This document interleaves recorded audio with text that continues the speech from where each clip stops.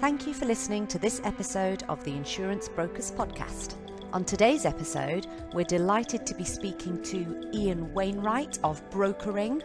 Ian's extensive experience in the insurance industry spans brokers, insurers and MGAs, and for his latest venture, he's teamed up with Stuart Randall to introduce the fascinating concept of book leasing to the broker market. In this podcast, you will understand what the concept of book leasing is about, why smaller brokers need to get involved to ensure their interests are represented and how, and the need for a digital presence as more and more VSME businesses transact online. Good afternoon, Ian. Thank you so much for coming on the Insurance Brokers Podcast Take 27 for us to do our chat. It's great to have you here. Thank you very much, sir. Delighted to be here. So, one of the things that we've discussed previously and that I think is very, very interesting is your background and how it has led you to your current business proposition. Would you like to tell us a bit about both? Yeah, so I've been in the industry for over 40 years. I know it doesn't look like it, running both broking and insurance company businesses. It just happened that when I was leaving Broker Network at the end of 2019, he was looking for another business and stars aligned. So Stuart said, well, now's a great time we can work together after all this time. Um, Stuart is a great ideas man. Really, he has some rubbish, but he has some really good ones. Actually, they're blindingly obvious that no one else has seen, but only Stuart. And the one idea that he had created the business that we're running together now called Brokering Limited. And the idea is about bringing two sorts of regional brokers together. The first group are those that are probably, I don't know, 3 to 5 million GWP.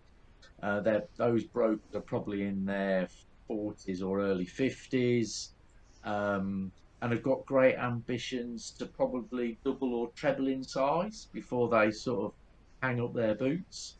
The problem with that sort of broker is not their energy and enthusiasm, which they've got in booking loads, but unfortunately, it's a time and skill deficit. So they spend all their time dealing with clients and broking clients and IT and all of those other obvious things. They don't have the time to devote to doing what I'd call mergers and acquisitions activity in its broadest sense. Not necessarily about buying people per se, but a lot of them don't have the capital resources to do that. So that's another service that we bring to the party. Um, but they also probably don't have the skill set to do it either. So whilst they'd like to do it and know they've probably got to do it in order to get to where they need to get to, they're concentrating on that BAU, their organic growth, keeping the ship straight. They don't have that bandwidth to do what they want. And that's where we provide that, not only the time for them to do that, so we're doing a lot of the legwork around that M&A activity. Stuart and I, because of our past experiences, have got that skill set to help those brokers do that. What we're then doing is that we're matching them up with great swathe of the smaller brokers in the industry, and that sort of £1 to £1.5 million broker who don't have we've reached a sort of, they're probably in their late 50s, early 60s.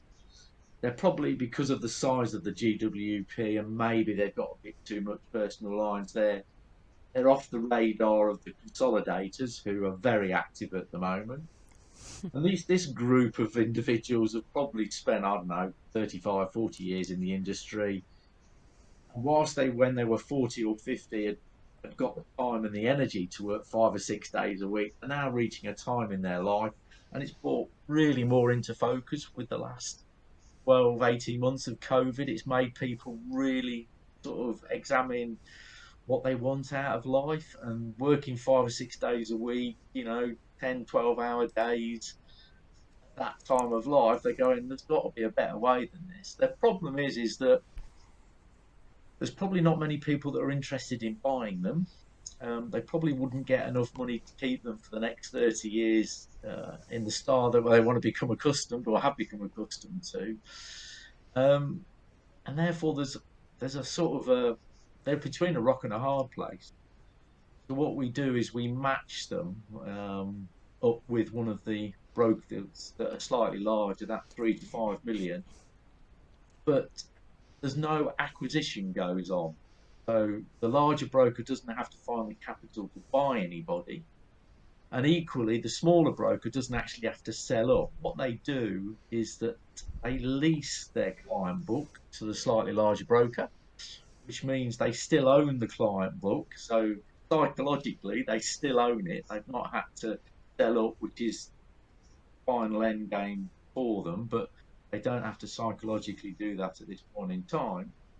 But through leasing their book to the larger broker, what they do is they give up all the bits that they don't like doing and probably take half of their time. So they keep all the client servicing stuff. They lease or get rid of the compliance, IT, all that bit that they don't like. Now, that allows them either to downsize their life. So instead of working 5 or 6 days a week, they work 2 or 3 days a week. You want to go semi-retire is great. So, you do a bit more of what you want to do, but still own your client book, still keep the grey sales going. But conversely, there might be a group, and we've got one at the moment, who actually would like to do a bit more new business with the extra time that he's created, rather than compliance, regulation, etc. So by doing so, the little broker manages to maintain his personal income. The rest of that income, the commission and fee income, goes to the hub broker, the slightly large broker, who gets paid for essentially doing that back off, which they're probably better at in any case. So the union broker, the smaller broker, are they usually a one-man band? And if not, what happens to their premises and staff and things like that? So they might be a one-man band, but it's probably unlikely. They probably have maybe 1, 2 staff. Now, in the case of the staff, it's about if they will need account handler resource, even if they move across. So there's probably a conversation between the hub and the union broker that if this £1 million book of client business moves across, who's going to do that handling type role, and does the hub broker need those additional resources? So in some cases they will get 2P'd across. In some cases, they might also retire at that point because they could be well of an age where they want to give up anyway. So this is an ideal opportunity to do it. And in some cases, there might be some redundancy. So I think it's the horses for courses. It's difficult to say this is what happened in every case. And presumably, what you guys are doing is some of that negotiation and support between the hub and the union, broker. Yeah. So whilst there's a principle involved in terms of leasing clients from union to hub broker, all the other bits that happen around it, like what happens to the staff, what happens to the premises, no fixed model. But of course, by moving across from one to the other, there is also this economies of scale and saving costs. Ultimately, that's where the hub broker can leverage their size. How much involvement do you have in terms of integrating the businesses? Because although it's a leasehold arrangement, there has to be some sort of integration of process. And my experience and lots of the conversations I've had is the hub brokers often are so in the business, as you've described it, that their processes perhaps have been developed from a reactive nature rather than a proactive nature, and they need a little bit of work. So integrating into that type of business must be quite difficult. Is that something you guys help with? It is, yeah. So part of what we offer is not just that matchmaking between one and the other and then walk away. That's not what we do at all. We're in it for the long term, just like the other two parties. So one thing that we help with is obviously the inevitable disputes that happen, because they're not used to each other. Both sets of brokers are fiercely independent. So when you bring them together, there's this inevitable friction that you have to get over, and that both parties need to, a bit like most other relationships, they have to do some compromising and such like. So we help manage that. So we're there as the referee, the arbiter, the identifier of best practice about how it will work better if you do it this way.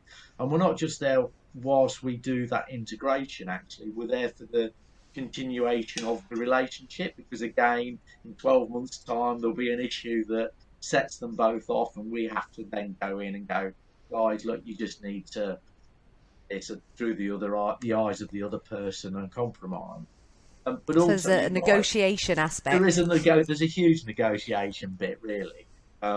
Maybe we're the relate bit for Yeah. brokers rather than marriages.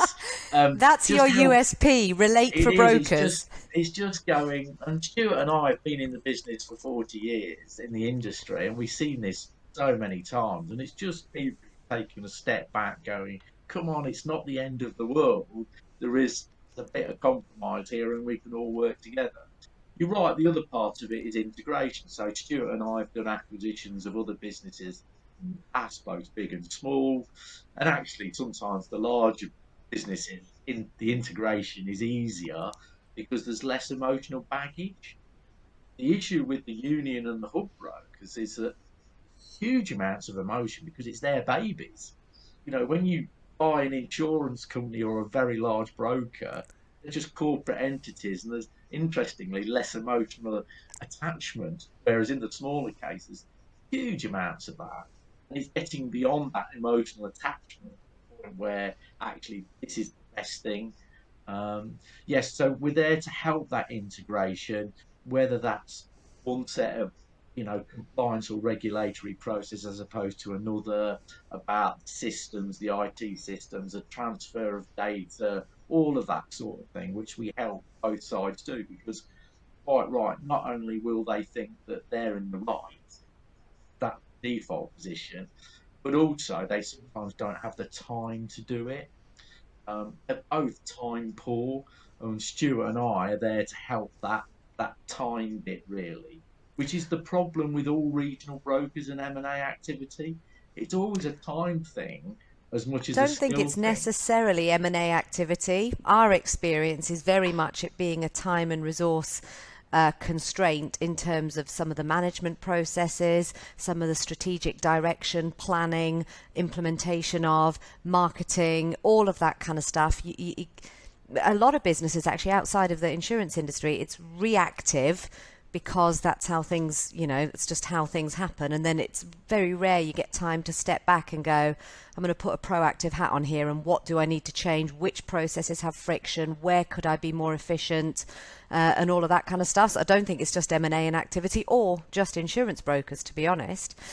Can I ask a question which you may or may not want to answer? How do brokering make money from this? So in order to provide that integration and that ongoing arbitration type process, we take a small percentage of the commission income. And so, yes, we're not a charity. We're not doing it for nothing. And actually, all sides actually benefit. So we take a small percentage of the commission fee income of the union broker. The union broker is taking a percentage of the commission and fee income, but it largely relates to what they probably take out of the business now. So we've got a case on the go at the moment. It's best to use an example in all of these things. So this broker generates about £200,000 worth of commission and fee income. They want to do the union broker type with a hub. This individual, because of the cost of premises and stamp and IT, all of those, FCS levies, whether it's to Bieber or whoever, if you take all of those into account, this individual takes home about 35 to 40,000, which is incredible when you think about it. It's a really small percentage of the overall pot. To this individual, if you say to him, well, by the way, your personal income of 35 to 40,000 is not going to be affected because, you can do that. There is room there for us to take a small percentage, but also for the hub broker then to go, actually, if I've got to, 2p across one or two members of staff because service the book of business, as well as do all the compliance and all the operational stuff, then there's still sufficient money for them to earn. And if they can leverage some of the commissions and fees, then of course they're the beneficiary of that. So actually all parties from a financial point of view get what they want. And this is about making sure everything's fair, because one of the things that Stuart's identified, and I totally buy into it, is everybody gets what they think is a fair deal out of it. A bit like any relationship work, it's got to be equal and fair. And if any individual party is getting more than anybody else, it's not equitable, will collapse. So a bit like a good marriage, and my own, my wife and I are celebrating our ruby that Congratulations. in a few months' time. Thank you. We've only got there because both parties have compromised along the way. It's not about being one more equal than the other. And I think that's the same in these brokering relationships. Everybody's got to get what they want out of it. So in this case, the union broker is downsizing his life, what he wants to do. In fact, with the extra time, he's going to try and do a bit more new business. But his income's not being affected, and he gets rid of the stuff that he hates, which is the compliance and the IT and the back office. The hub broker gets what they want because they've increased their bottom line, they've increased their size, they can leverage some commissions on the book that comes in, and they're getting a decent income to recompense them for doing all of that stuff. And we get some money out of it for that ongoing management of the relationship, helping with integration, all of those other things that they want to do. I think it's quite interesting because we've done quite a lot of market segmentation across the insurance broking industry, as you can imagine we would. And it's quite interesting how there are really three quite distinct categories. You've just identified the union style broker, so maybe up to 5 employees, income between $1 million and $1.5 million GWP, etc., etc. The mid-size, and that's quite a broad group actually, and then sort of the bigger players, the consolidators, and the sort of wham companies, and that spread. It's almost, you could almost box it up, couldn't you? You can, in fact, yeah. We've done some research, but actually, Stuart and I just know instinctively that we've seen the market change over the last 40 years. In fact, when I joined the industry, there was a Labour government in power at the time in the late 70s, before the 79 election. And in 1978, the Labour government were talking about nationalising parts of the insurance industry. Have you said that to the rank and file today? I don't think even the Labour government would consider now nationalising it, but it was like the flavour of the month in 1978 Britain. So over that 40 years, the broking community, as you've said, there used to be another group, but they've largely been bought by the consolidators.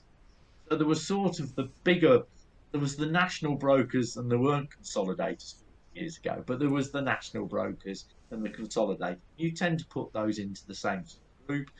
There was the second group, which were the large regional players. They were tended to be members of Brokerability, Stuart's original business, and they were the 10 to 20 million type broker. Now they've largely been bought out because they were the baby boomer generation. They were my and Stuart's contemporaries, essentially. They've largely sold up. There's a few still hanging around. There's a few hanging around, but there's very few. And in fact, there's been a recent report that actually, in terms of those, there's probably only about 35 for sale. or possibly in existence that would be interested in selling. So it's a reducing. And then you're right, the next group of that 3 to 5 or 3 to 8 million, still in their 30s to 50s that want to make. There is a group of those. Some of them are older, but there's a group of them that still want to grow. And then you're right, there's that. And the biggest group of all in terms of number is that fourth group, that little group, where they're 1 to 1.5 million. Um, the issue for them is that within brokers there is these glass ceilings that you get to, and this group have probably grown their business to 1.5 million and struggled to grow it any further without either doing something completely different, and they just carry on as they are. The problem is they've now reached a point age-wise where they're going, I can't carry on for the next, as I am for the next 10, 15 years, because, from a physical point of view, it will probably kill me. I think also there's another element at play for that group of brokers, which is was happening before COVID. COVID has highlighted is there's a massive change going on in sales, in sort of buyer behavior, a massive revolution in terms of, and I hate the word revolution, in terms of digital presence, profile, tech that you can put in place to maximize your prospecting, your sales conversion, generating leads.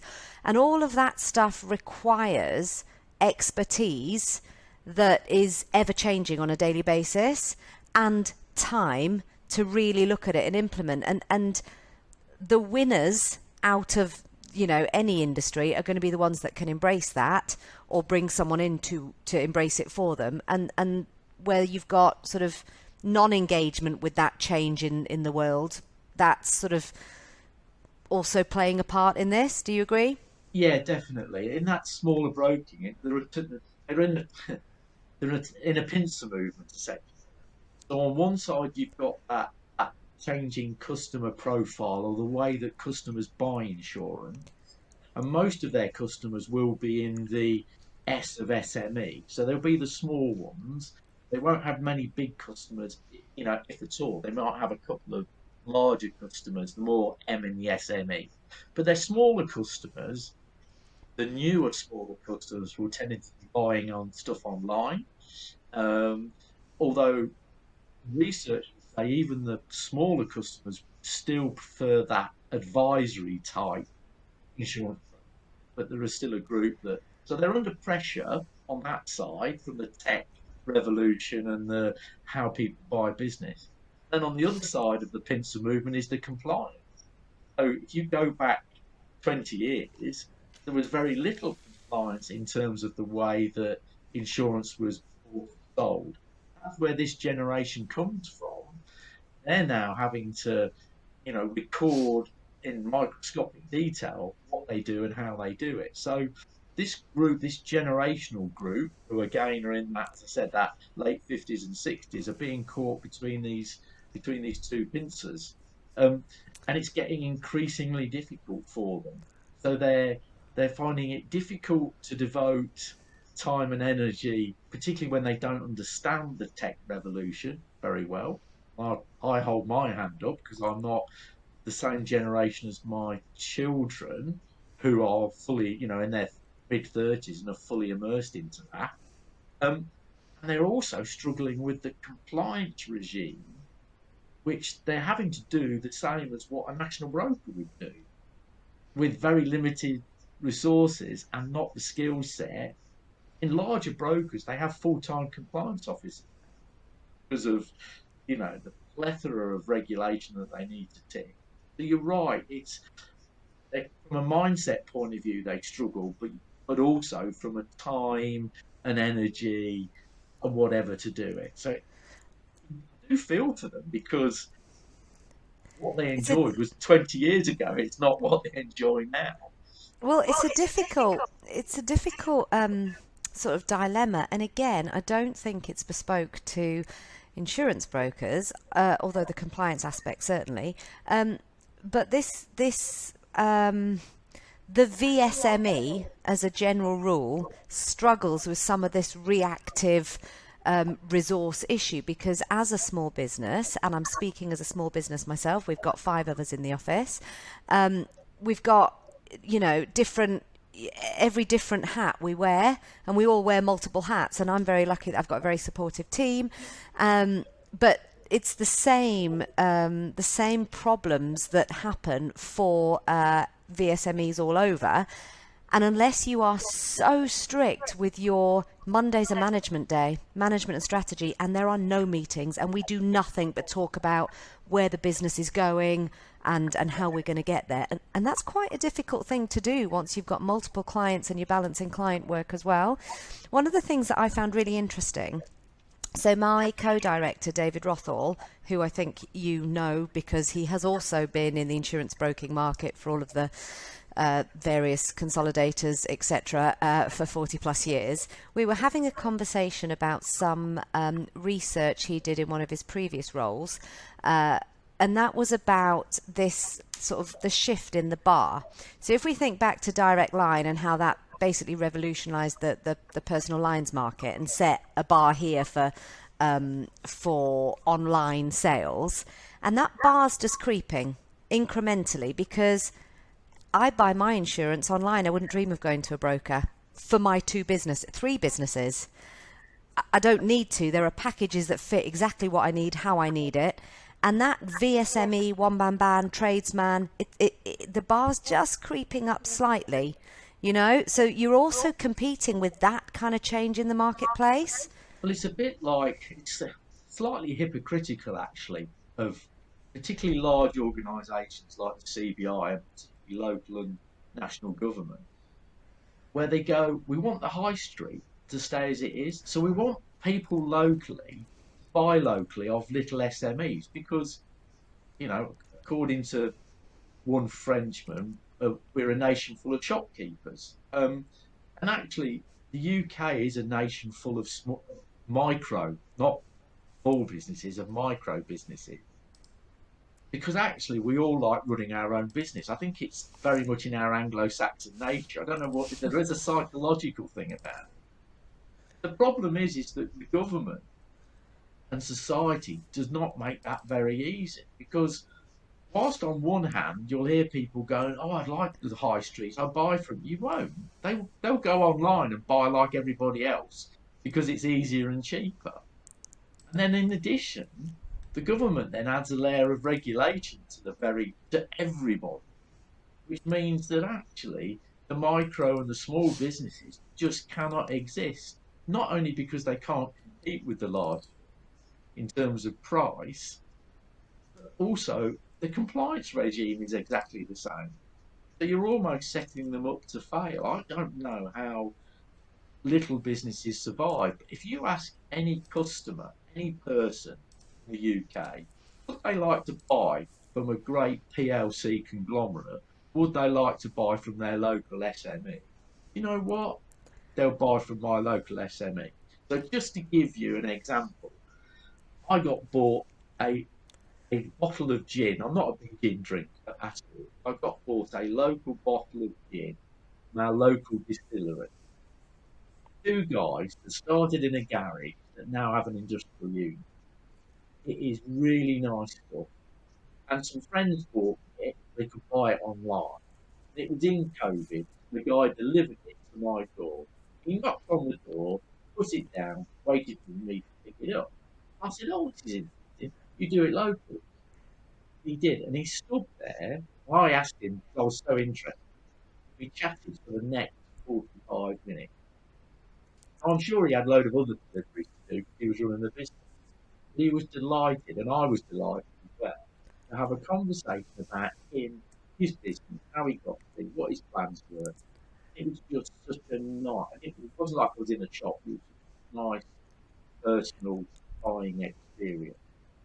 Now, if I bought that from a large conglomerate and got it delivered by Amazon, well, one, he'd have been off on his van before I could even open the door. It wouldn't have been a pleasurable experience. I got that because he was an SME. Now I know through that conversation, I said, "How are you struggling with all the regulation that goes around distilleries?" What they are. And he said, you wouldn't believe the paperwork, compliance and regulation and hoops I have to jump through, whether I produce one bottle or a million bottles. I think that's part of the issue. Insurance broking or your business or any SME, whether you deal with one customer or a million customers, what you have to do is exactly the same. I think that's completely inappropriate, not but of course government don't get it. They go, no, no, no, the same. You mean whether it's one customer or a million customers, they get, and actually, it's not really fair. One All of we, our one of our clients is a has a specialism in micropubs and microbreweries, and as you know, one of our specialisms is in setting up our clients with their own podcast and video channels around their specific niche areas. And we do all the editing. So I was watching one of these videos, video interviews that my client and one of his prospects had done about the micropub industry, and he was talking about exactly the levies and the charges and the hoops that were due to be brought in, I think this around this time, for them, and how on the top of COVID it was just a killer. And he was running a big petition to try and make the government differentiate between, the one-man band, local micropub, distillery, etc., and some of the bigger players. And I think it's so interesting. One of the conversations I had recently was with Simon Johnson from Markel, and he sent me over their white paper that they did in early 2020, and the white paper conducted a lot of research, and one of the things that they were saying is that 99% of all UK businesses employ less than 250 people. And the micro businesses, i.e. 0 to 9 employees, is over 5.5 million that makes up our economy. So exactly what you're saying, if everybody's competing for the 1% pie, there's a problem. Let's look at this 99% of the pie and see what we can do to support them. back to when the government wants to talk to the insurance industry, they don't talk to all the little brokers. They talk to the big, they'll talk to an Aon or a Marsh or to an Allianz or an AXA. They don't represent these little brokers. And it's the same in any industry, whether it's the brewing industry or the farming industry. They only talk because they think that represents their industry. If you go back to the numbers that you've just articulated, they need to ignore that part of the industry and talk to the smaller bit. The problem for them is that talking to 5 million is really difficult. It probably wouldn't be via the online routes you get. It's it's just it's the default, unfortunately, not just of Westminster but of local authorities as well. We need to get out of habit we've had since probably post-war that the big is beautiful. They're the ones we need to listen to, because ultimately, if you want to put a lot of the things right, whether that's climate change or, you know, saving the planet from plastic, it'll be the people of the 0 to 9. And, COVID's a classic example. Whilst the furlough scheme was great, it was designed for large organisations. The Rishi Sunaks of this, the Chancellor, went, oh, yeah, it'd be great when there's a massive payroll and HR department who can do all this work for HMRC.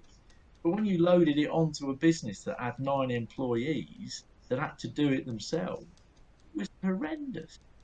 So, yeah, I couldn't agree more that we as a society, whilst we keep saying, oh, we love the little micro SME business and don't we get better service? And you look at all their TripAdvisor stuff, they get the better scores as well. But our default as a society is always to go back and the big. And we're definitely missing a trick, because, as you've identified, we are still a nation of shopkeepers. We're micro businesses. I think if you go to the continent, it's slightly different. They don't have quite that same attitude to running small businesses. I think if you're a Frenchman or a German, you tend to want to work for a larger organisation, but I think we're slightly different. Yeah. I know Bieber tries to represent the smaller broker, but they don't really. The thing, it's a self-defeating prophecy. So when Bieber would say to the little brokers, "Will you serve on the panel of the little brokers?" They go, "No, because I haven't got the time." And if you don't devote the time, you'll never get your voice heard. That's the problem. So again, I'm not blaming Bieber. They do what much as they can, but the people that sit on Bieber tend to be people that have retired, as in they're not representing what goes on at the moment, or slightly larger brokers who don't understand the what the little broker's going through. And I imagine it is I serve on another board where the retail consortium is represented. Well, the guy that sits on it comes from a major worldwide corporate, let alone a UK corporate. He hasn't got a clue what the smaller guy, on the high street is trying to do. And I think that's the problem of the society. Not that we're going to change it overnight, but Well, I'm interviewing Steve White in a month or so. So I'll put your proposition to him and see what Bieber are going to do. because it is. If you go back to the broking community, of that 2,500 regional brokers, at least 50% will be the broker with a GWP less than 2 million, probably. And you're And going, how are they represented? Because they're and not. that's part of what the Insurance Brokers podcast is about. That's because our sort of idea behind it is to talk to a whole cross section of the industry about challenges and what you can do about it, and advice and support to try and maybe equalize that slightly, get some of the It's you the, know the smaller end heard and that it's kind of the, thing. it's the same with insurers. And whilst Allianz and AXA and Zurich and all of those have their place, they try to be all things to all people, which again is completely wrong because you're going to fail if you try to do that. Again, the ABI or government, if they want a view of insurance, will get the CEO of those organisations around a table, whether that's a board table or a drink in, but they don't represent the views of the insurance industry because below the big composites, there is a plethora of MGAs and specialist insurers who probably have a different view of the world. I worked for Ecclesiastical for a long time, who are a relatively, I was going to say small, they're probably more medium sized, but they're still a specialist. But compared to the Alliances and the RSAs and the Zurich, they are completely different. As is the Hiscox, and they're quite large in comparison. There are some really small insurers at the bottom who will have a completely different view of the world to those large composites. But those views are very rarely heard, and it's the same in the broking community. On that note, if anybody is listening to this conversation who would like to respond, add their 2 pence, or just have a conversation from any walk of the insurance industry, please do get in touch because I would love to chat to you. Email me sarah.myerscough@bostontullis.co.uk and we can have a conversation very similar to the conversation that you've just heard. I think, Ian, that is a really, really interesting topic of conversation, and I do hope people email in and we can set up some more conversations like this, because I think you're absolutely right. There is a massive proportion of the insurance industry that isn't heard, and I would love to talk to them about particularly what their challenges are at the moment, and particularly prior to me having a conversation with Steve in a month or so. So thank you very, very much for your time. Pleasure, Sarah.